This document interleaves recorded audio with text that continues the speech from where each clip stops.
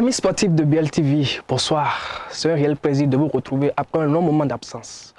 Bienvenue dans votre émission BL Sport. Au menu de cette émission, nous parlerons bien évidemment des Jeux de la francophonie auxquels le Bénin prend part depuis quelques jours. En football, les Kepa U20 font quand même leur petit bonhomme de chemin. Ils sont en demi-finale et affronteront le Burkina Faso ce même vendredi.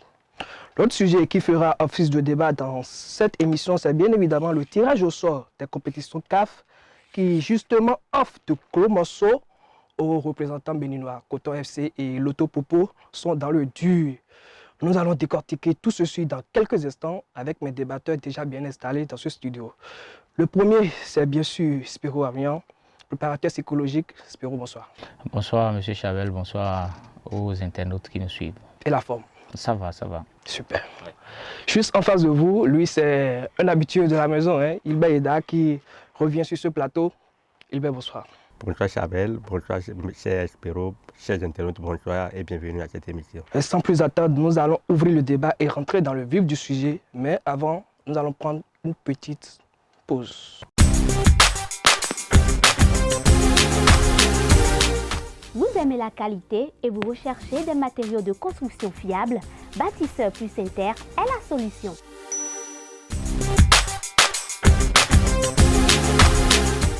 Bâtisseur plus Inter importe tout ce dont vous avez besoin en carrelage, en luminaire, en sanitaire, en robinetterie, en ameublement et en plomberie.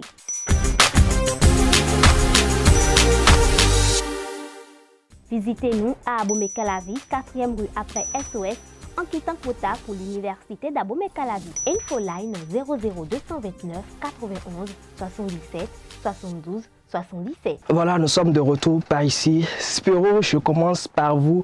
D'abord, avant de vous lancer sur le premier sujet de cette émission, vous étiez ce matin de l'autre côté du camp de base de Aïma Football Club, où le club a repris les séances d'entraînement. Déjà, dites-nous, quel état d'esprit affiche vos joueurs?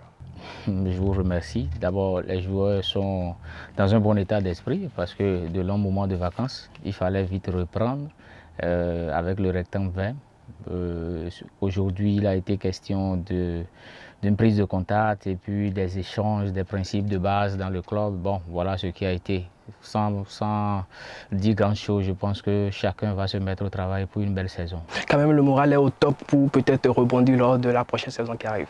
Ah bon, le moral a toujours été au top. Il faut dire que le résultat qui est venu n'est pas mal. Quand on dit Coton, Loto, aujourd'hui on va dire Aïma, ça c'est déjà une fierté. La saison dernière, on a fini, je pense, 5e ou 6e. Cette année, on a fini 3e. Le défi cette saison est de maintenir la place ou de rentrer maintenant, de chercher maintenant la deuxième place. Cette deuxième place que Aïma a tant cherché ou même la première place. Ce qui est sûr, nous sommes déjà là, nous allons nous y mettre. On peut peut-être retrouver Aïma à la première place. On reste quand même avec vous.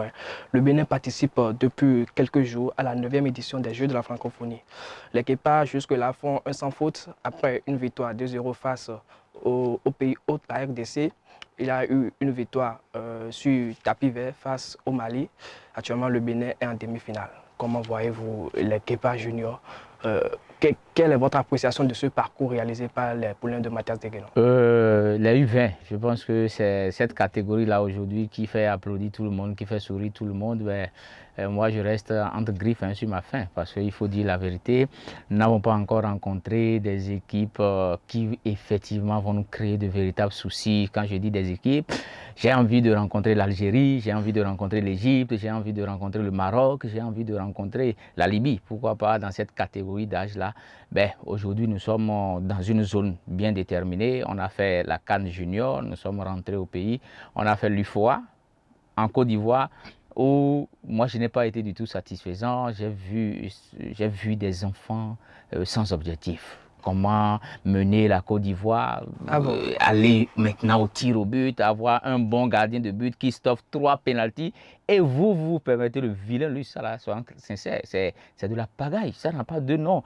On a envie de faire quelque chose. J'ai l'impression que ces enfants-là n'avaient pas dans leur Congolo le sélectionneur national qui était assis quelque part, qui les observait. Justement, dans ce match face à la Côte d'Ivoire, pour vous, qu'est-ce qui n'a pas marché? Non, il a juste... il a été question d'un relâchement, d'un excès de confiance qui ne disait pas son nom. Et comme j'ai l'habitude de le dire, si c'était la période révolutionnaire, on les amenait, quand on les faisait sérieusement, on leur disait, vous vous êtes amusé avec l'émotion de près de 12 millions d'habitants, où tout le monde avait déjà vu le Bénin en finale. Regardez, la Côte d'Ivoire a soulevé ce trophée-là après. Ça voudrait dire que nous devions donner sur un plateau d'or cette coupe-là, la Côte d'Ivoire. Moi, je ne suis pas d'accord.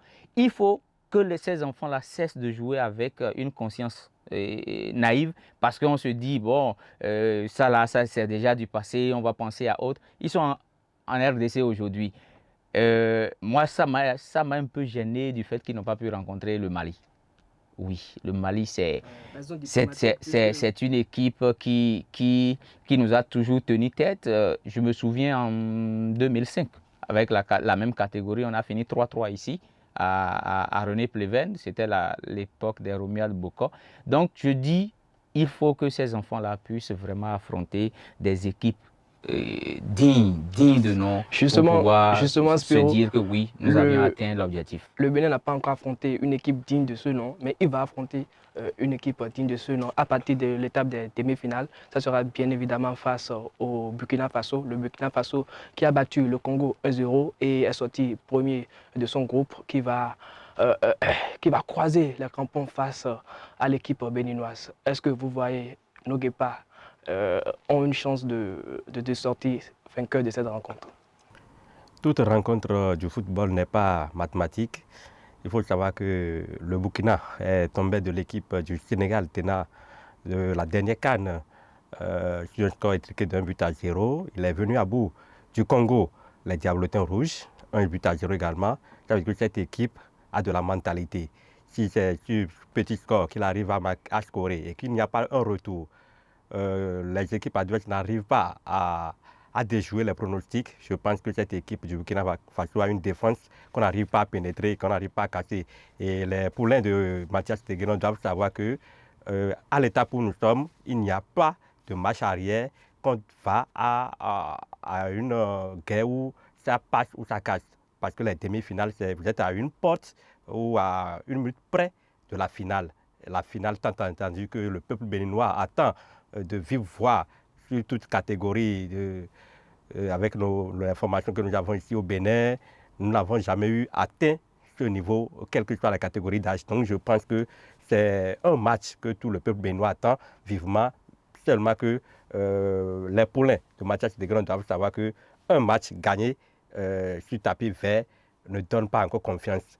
Et comme l'a rappelé tout à l'heure Spiro Aouian, nos joueurs doivent savoir qu'aujourd'hui, il faut une mentalité de guerrier avant de gagner un match de football, puisque jusqu'à la dernière minute, tout peut encore basculer. Spiro, si vous étiez à la place de Mathias Teguenon, comment allez-vous aborder cette rencontre? Aborder cette rencontre avec une grande sérénité d'abord. Rappeler aux enfants qu'ils ont une mission, qu'ils sont en mission, qu'ils représentent toute une nation. Il semble que ça ne résonne pas dans la tête des joueurs béninois. Excusez-moi de le dire comme ça. On a l'impression que bon, le drapeau national, c'est juste un pagne où il faut faire ce qu'on veut, on rentre. Non, c'est pas sérieux. C'est pas sérieux où le résultat doit compter.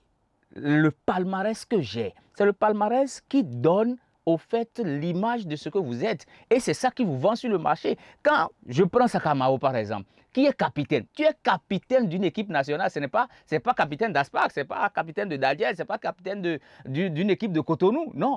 Non. Tu es capitaine d'une équipe nationale. Il faut savoir mener sa troupe. Au fait, les coachs font un travail dans l'ombre.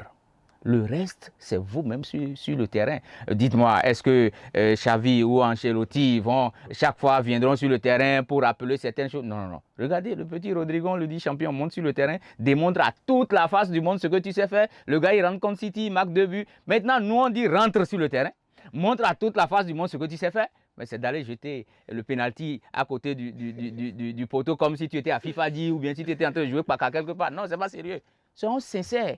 Il faut rappeler à ces enfants qu'une finale se gagne.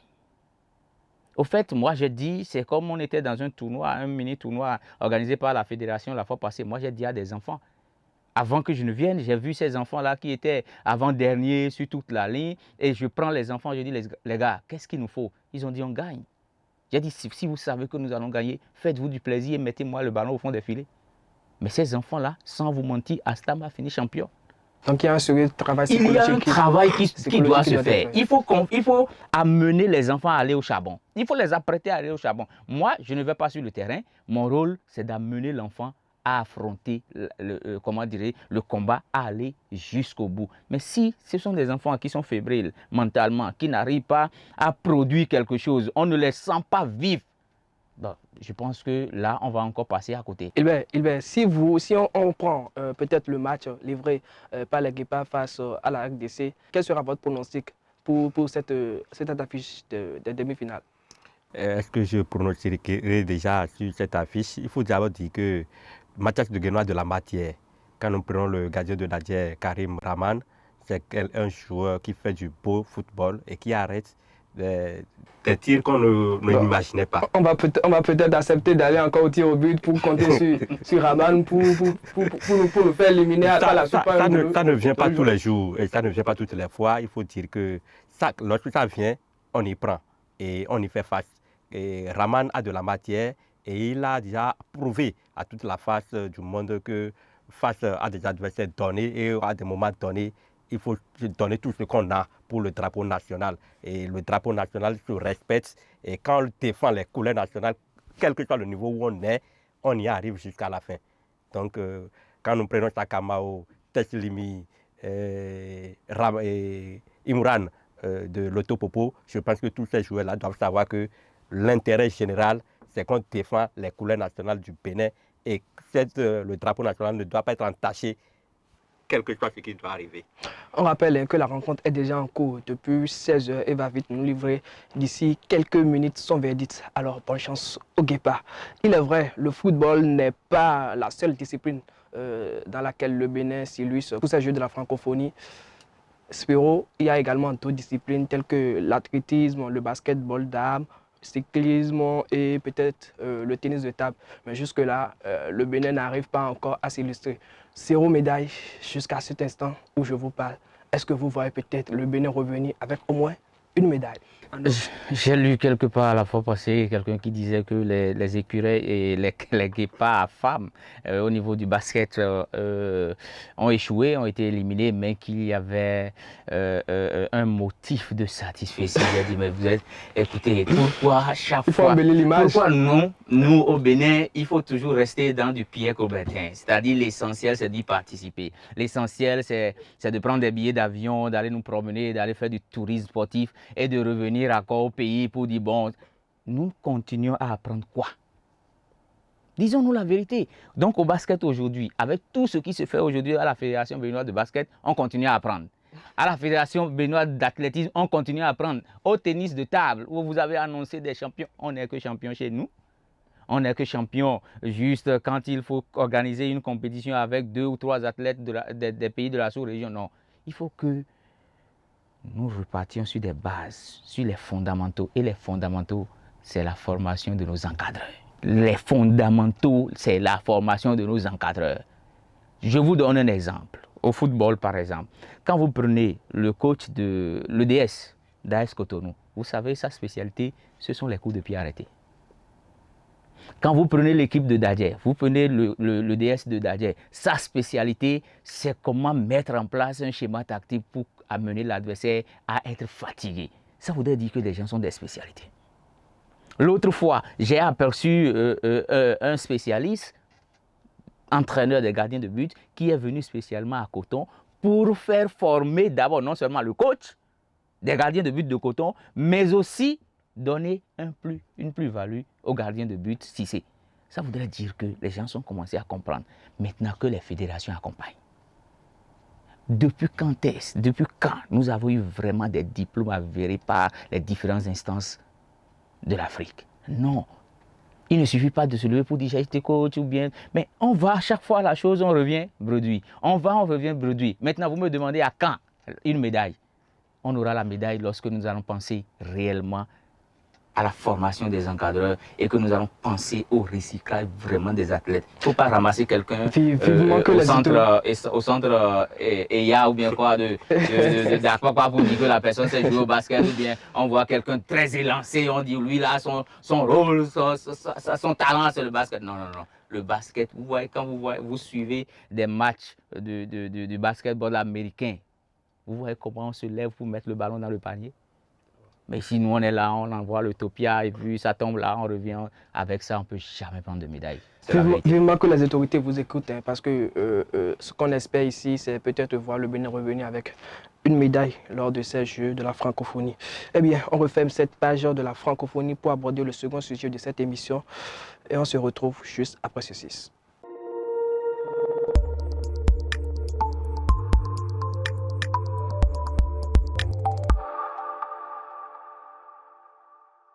Un tirage au sort des préliminaires de la Ligue des champions CAF et de la Coupe de la Confédération. Les représentants béninois sont tombés encore dans la galère. Chers amis, Spéro, le champion du Bénin Coton FC, tombe encore sur la SEC Mimbossa au premier tour. Des retrouvailles au goût déjà amer pour le club de Ouidah. Je ne parle pas de retrouvailles amères, je parle d'une vengeance et qu'il faut s'apprêter. Vous croyez? Moi, je crois fermement. Wow. Je crois fermement. Qu'est-ce qui motive si les joueurs de Coton croient en cela, ils vont le faire. Si le staff technique de Coton croit en cela, ils vont le faire. Si ils changent de paradigme, ils vont le faire. Aujourd'hui, j'ai le championnat acquis à près de 90%. C'est-à-dire, Coton a été champion, une première saison et une deuxième saison à enchaîner. On est d'accord? Ce n'est pas du hasard. Pour ceux qui pensent que c'est du hasard ou bien que le championnat béninois n'a pas de niveau, est-ce que du championnat béninois, des joueurs sont partis pour d'autres cieux? La réponse est oui. Ça voudrait dire qu'il y a quelque chose de concret.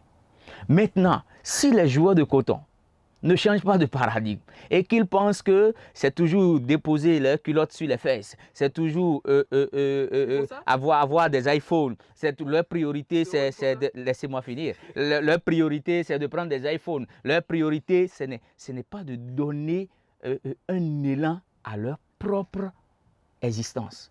Ce qu'il faut aux joueurs de Coton, c'est de dépasser la personne qu'ils ont été hier. C'est tout ce qu'il leur faut. Mais pour cela, il leur faut un accompagnement. Le travail physique se fait. Il y a les moyens aujourd'hui à Coton. Le travail physique se fait. Le travail technique se fait. Maintenant, il faut l'accompagnement. C'est clair.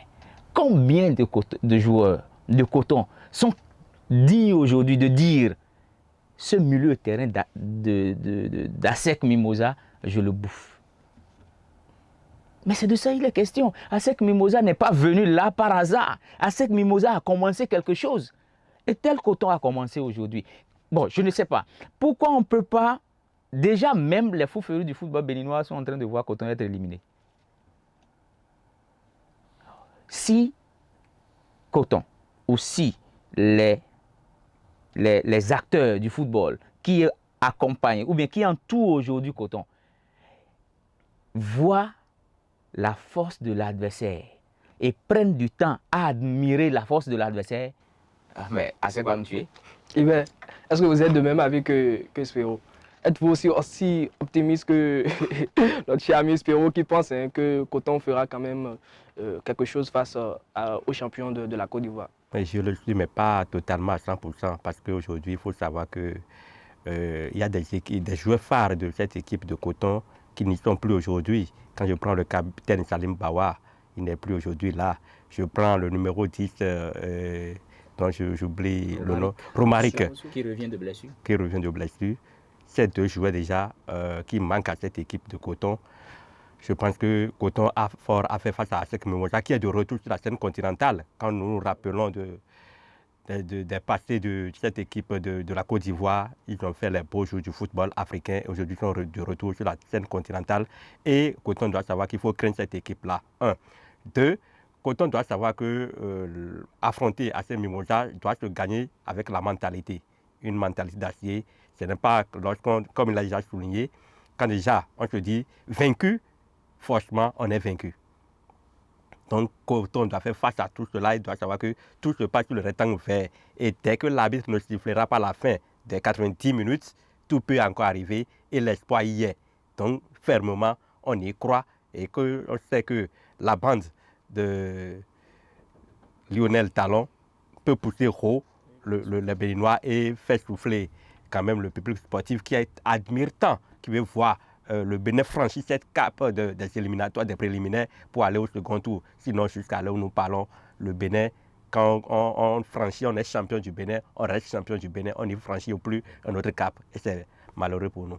La bande de voteurs Zonka fera quand même le nécessaire. Mais l'autre chose, c'est Loto Popo qui, de son côté, est tombé sur un club marocain, le FUS Rabat, 3e du championnat du Maroc. Dites-moi peut-être, est-ce que, contrairement à Coton, Loto a, lui, peut-être une chance, une petite, c'est pas une petite faille là où il peut vite passer un J arrive pour se retrouver au tour suivant? Vous savez, Loto est revenu de très loin pour mériter cette place qualificative au préliminaire de la Coupe de Confédération.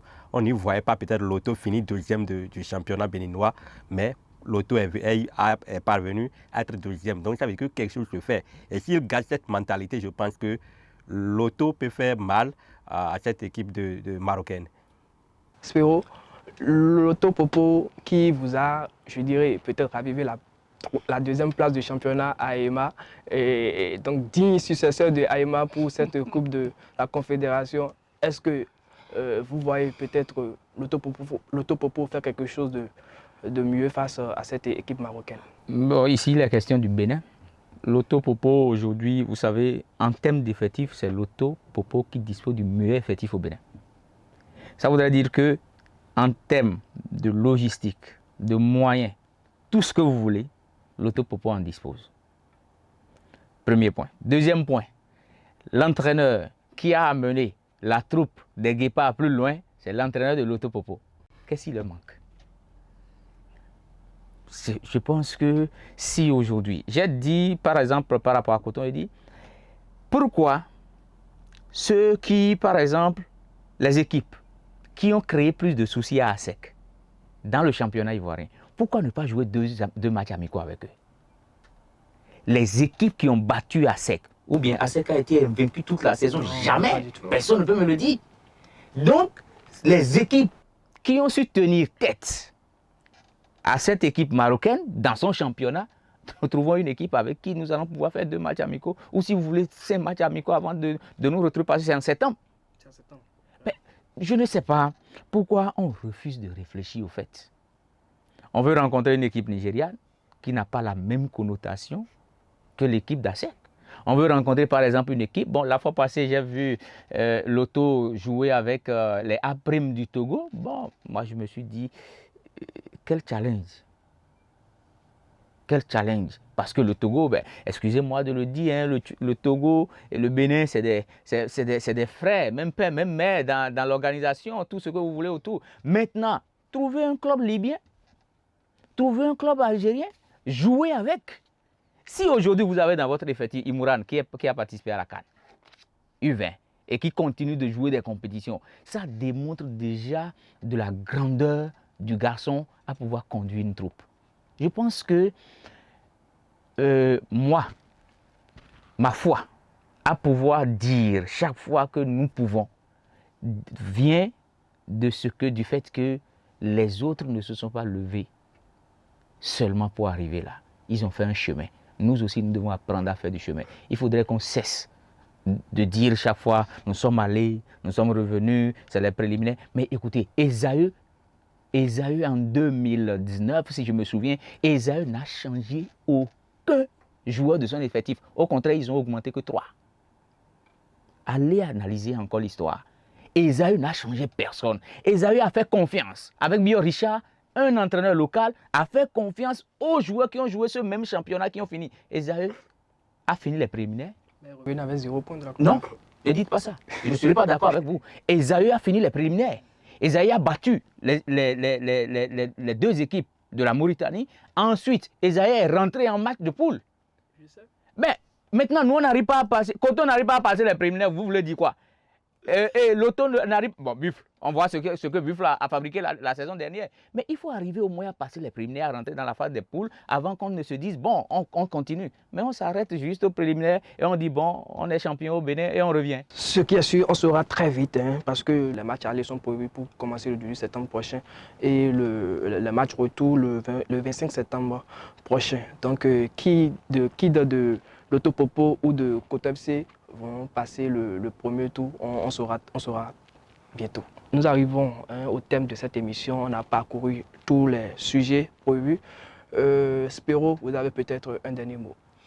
Je pense qu'il faut toujours être mieux organisé pour aller aux différentes compétitions. Et cessons de toujours participer et de ne pas redevenir les mains vides. Et maintenant, le championnat national est en train de prendre une autre tournure. Les moyens sont mis à disposition. L'État fait de bonnes choses avec de belles subventions. Vivement que les subventions passent de 60 millions à 100 millions un jour pour le bonheur des acteurs du football béninois. Bon, le reste, nous restons heureux et nous continuons le chemin. Eh bien, Ida, votre mot de la fin. Il faut dire qu'aujourd'hui, la formation est la base capitale pour toute équipe, toute formation sportive du Bénin pour émerger. Donc, à partir de là, je voudrais inviter les dirigeants sportifs à assurer une bonne formation au niveau de les centres de formation pour que nos clubs puissent émerger. Même jusqu'à nos sélections locales ou sélections nationales, il faut assurer une bonne formation. Un, deux, un meilleur encadrement au niveau des encadreurs sportifs, ceux qui accompagnent nos joueurs, nos staffs techniques pour que demain nous puissions avoir un résultat meilleur, outre que ce que nous observons aujourd'hui. Ainsi s'achève BL Sport de ce jour. À la technique Hamza Kouakonou. Ici, à ce micro, je suis resté Nel Chabel Kofi. Prenez le prochain rendez-vous vendredi prochain.